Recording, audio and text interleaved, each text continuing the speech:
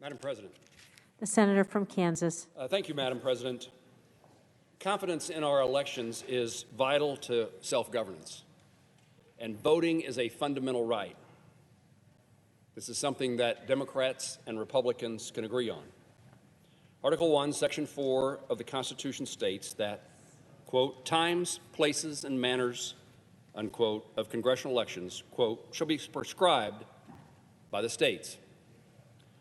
Over the last year, my Democratic colleagues have introduced and tried to pass several versions of what they call the voting rights legislation, For the People Act and For the Freedom to Vote Act.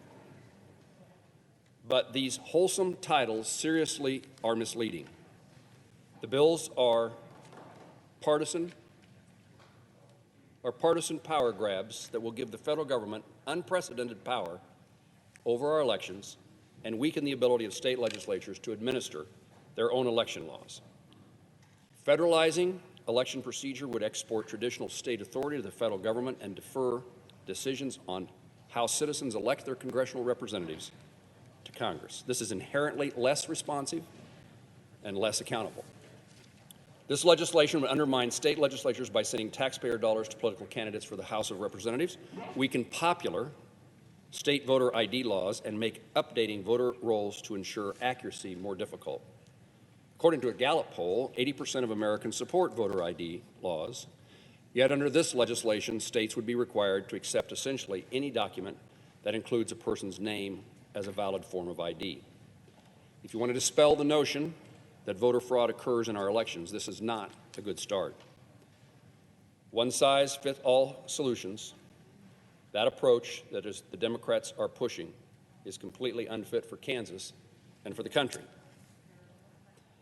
Perhaps even more alarming, and this is the point that I would make more, I hope strongly, than what I just said, more alarming than this federal election takeover is the Democrats' proposed means of passing it. President Biden and Majority Leader Schumer, realizing the limitations of their slimmest possible majority in the Senate, have advocated for weakening the legislative filibuster. The ability for the Senate to debate legislation until 60-vote threshold is met. Ironically, Democrats utilized the filibuster vote margin just last week to block sanctions on Russia's Nord Stream 2 pipeline. Making use of the same 60-vote threshold they are so determined to demonize. The filibuster protects the minority. It doesn't necessarily mean Republicans or Democrats. It may mean just somebody with an odd idea. It may mean rural, where I come from, or urban, where other members of the Senate come from.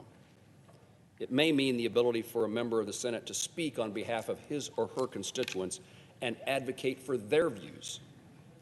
It allows every senator to have the opportunity to garner more information, to seek out sponsors of a bill, to have conversations, and to pull people together before we decide on how to proceed on legislation. But the filibuster does more than that. It forces us. I'm sorry it's necessary to force us, but it forces us to work together. Freedoms and liberties are protected by process. In today's world, too many people want the outcome regardless of how the process works. That process is called the Constitution of the United States, and in our case, there's rules of the United States Senate that require a 60 vote for legislation to be considered and passed by the United States Senate.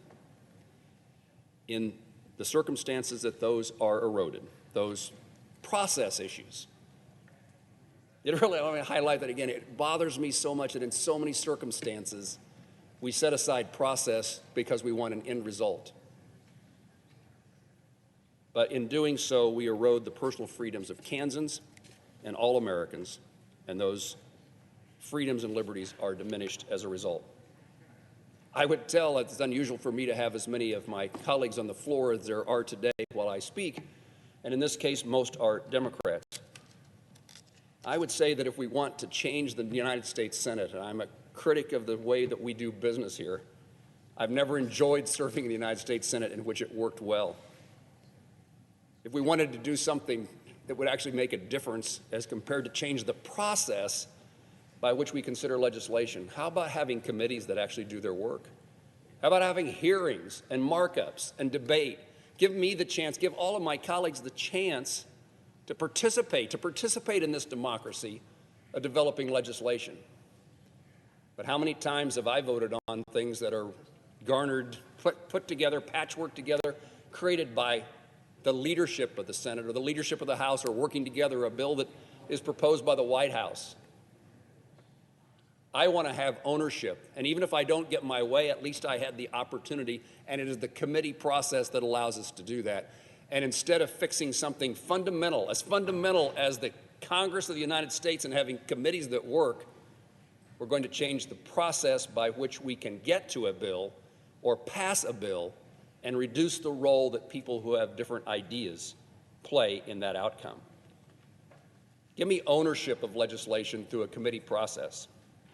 Don't take away my ability to better represent Kansans and Americans and people in the minority by changing the 60-vote rule.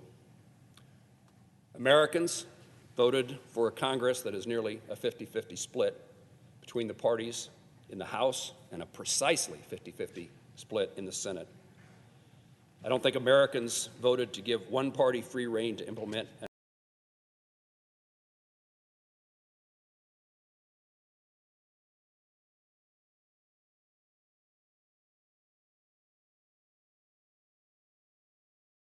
that passes legislation.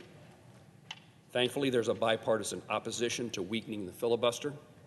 A majority of senators agree it would bring about massive uncertainty for Americans who don't want to be subjected to the dramatic political swings when one election occurs and one party's in power and then the next party's in power.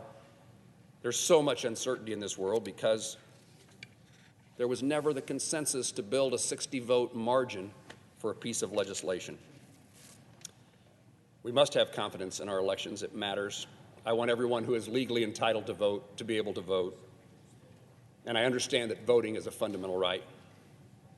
But Kansans know best what's for Kansans, and congressional Democrats would be wise not to underestimate our resolve in making our own determinations. Madam President, I yield the floor. Madam President.